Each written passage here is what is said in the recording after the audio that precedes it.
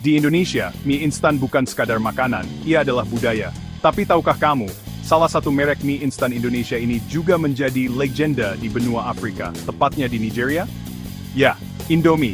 Dari warung kaki lima di Jakarta hingga kios-kios di Lagos, inilah kisah bagaimana Indomie menaklukkan dua benua dan menjadi simbol persahabatan Indonesia-Afrika. Simak perjalanannya. Indomie lahir dari raksasa makanan Indonesia, Indofood.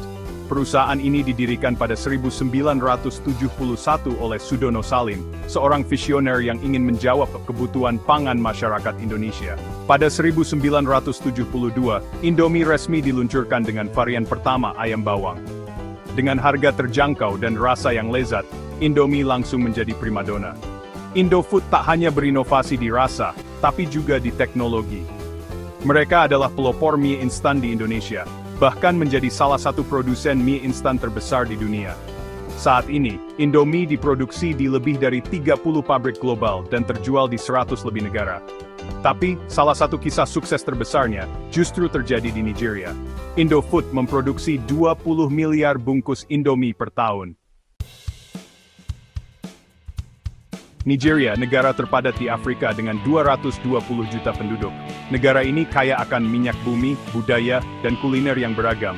Seperti Indonesia, Nigeria adalah rumah bagi ratusan suku, dengan mayoritas penduduk berusia di bawah 30 tahun. Tapi, ada satu kesamaan lain.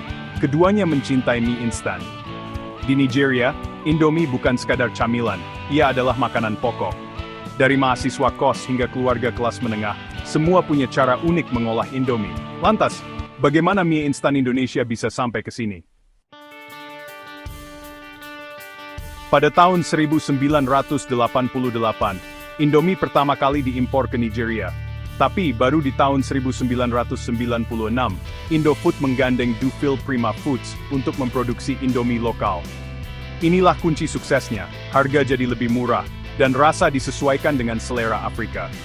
Dufil Prima membangun pabrik di Lagos, menciptakan ribuan lapangan kerja. Mereka juga meluncurkan varian eksklusif seperti Indomie Jollof, terinspirasi dari hidangan nasi khas Afrika Barat. Tak heran, dalam 20 tahun Indomie menguasai 60% pasar mie instan Nigeria. Nigeria mengonsumsi 4,5 miliar bungkus Indomie per tahun. Kenapa Indomie diterima di Nigeria? Jawabannya ada pada kesamaan dua negara ini. Populasi muda yang besar, kedua negara dipenuhi generasi milenial yang praktis. Budaya jajan kuat, mie instan jadi solusi cepat dan hemat. Cinta rasa pedas, sambal dan bumbu kaya rempah cocok dengan selera Nigeria.